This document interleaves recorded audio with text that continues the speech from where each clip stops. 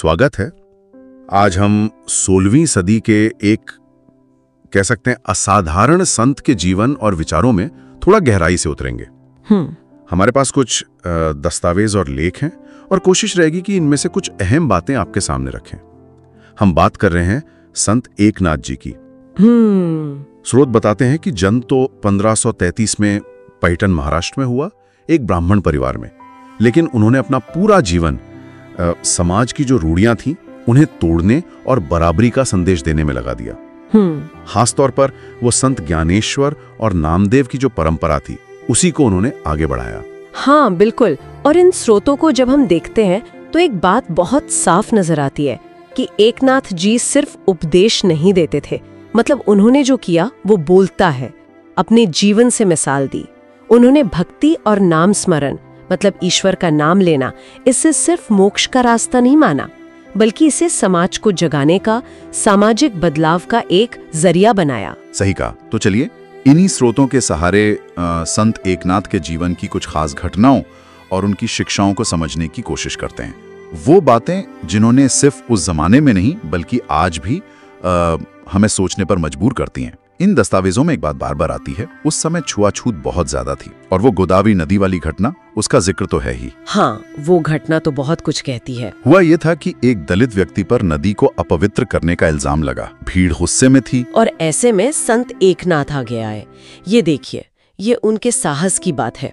उन्होंने उस व्यक्ति को सिर्फ बचाया नहीं, उसे गले लगा लिया और कहा कि जिस ईश्वर का वास हर प्राणी में है, उसे भला ये शरीर कैसे अपवित्र कर सकता है। कमाल है, ये सिर्फ शब्द नहीं थे, ये उनका विश्वास था। जी हाँ, स्रोत यही बताते हैं कि वो मानते थे कि ईश्वर की बनाई इस दुनिया में भेद करना, ये तो ईश्वर का ही अपमान है। बिल्कुल। और शायद इसी सोच का नतीजा था कि जैसा इन नोट्स में लिखा है, वो अपने घर पर सबको मतलब बिना किसी जाति भेद के एक साथ बिठाकर भोजन कराते थे। हाँ, और सोचिए उस जमाने में ये कितनी बड़ी, कितनी क्रांतिकारी बात रही होगी। समाज तो बहिष्कार तक कर देता था ऐसी बातों पर। बिल्कुल। और वो कहते भी थे, जैसा एक जगह लिखा है, कि भोजन में भेद करना ईश्वर की रचना में भेद करना है। भक्ति उनके लिए कोई मंदिर की चारदीवारी की चीज नहीं थी, वो रोजमर्रा के व्यवहार में दिखनी चाहिए थी। अच्छा, ये तो हुआ उनका आचरण, पर उनके लेखन के बारे में क्या उसका भी ऐसा ही असर था? ये एकनाथी भागवत, भावार्थ रामायण, इनका जिक्र है स्रोतों में? हाँ, ये बहुत महत्वपूर्ण है। देखिए, उन्होंने जानबूझकर संस्कृत छोड़कर आम लोगों की भाषा मराठी में लिखा। अच्छा जी, उनका तर्क साफ था, जो इन लेखों से पता चलता है कि भाई ज्ञान सिर्फ कुछ पंडितों तक ही क्यों सीमित रहे। ईश्वर तक पहुंचने के लिए कोई बड़ी विद्वत्ता नहीं चाहिए, सच्ची भावना चाहिए, दिल साफ होना चाहिए। मतलब भाषा को सरल बनाया ताकि बात सब तक पहुंचे। बिल्कुल, सीधी सरल भाषा जो दिल तक जाए, जिसमें करुणा हो, बराबरी का भाव हो। जाहिर है ऐसे विचारों का विरोध तो हुआ ही होगा। हाँ, बिल्कुल हुआ।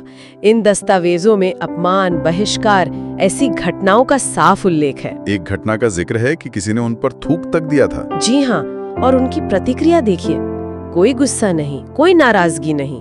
उन्होंने बड़ी शांति से कहा, बहुत अच्छा हुआ, आपके थूकने से मेरा अहंकार धुल गया। ये तो अद्भुत है, इतना आत्मसंयम, इतनी करुणा। यही तो, इन स्रोतों को पढ़ते हुए यही महसूस होता है कि उनकी भक्ति कितनी सच्ची और गहरी थी, बाहरी दिखावे से एकदम परे। वाकई। और इन स्रोतों से ये भी साफ है कि उनकी शिक्षाओं का असर कितना गहरा और दूर तक गया। संत तुकाराम, समर्थ रामदास, इन पर भी उनका प्रभाव दिखता है। जी हाँ, उनका संदेश बिल्कुल साफ था। वो एक प्रसिद्ध दोहा भी है ना? हाँ, जाति पाति पूछे नहीं कोई, हरि को भजे सो हरि का हुई। बिल्कुल, मतलब ईश्वर तक पहुंचना है तो रास्ता जाति या भाषा से नहीं जाता, वो सबके प्रति समान भाव रखने से बनता है। तो अगर हम इन सभी स्रोतों का सार निकालें, सार यही है कि संत एकनाथ का जीवन हमें यही याद दिलाता है कि असली धर्म तो इंसानियत है। सच्ची भक्ति वो है जो कर्म कांडों में उलझी न हो, बल्कि आपके व्यवहार में दिखे, सबके प्रति बराबरी के व्यवहार में।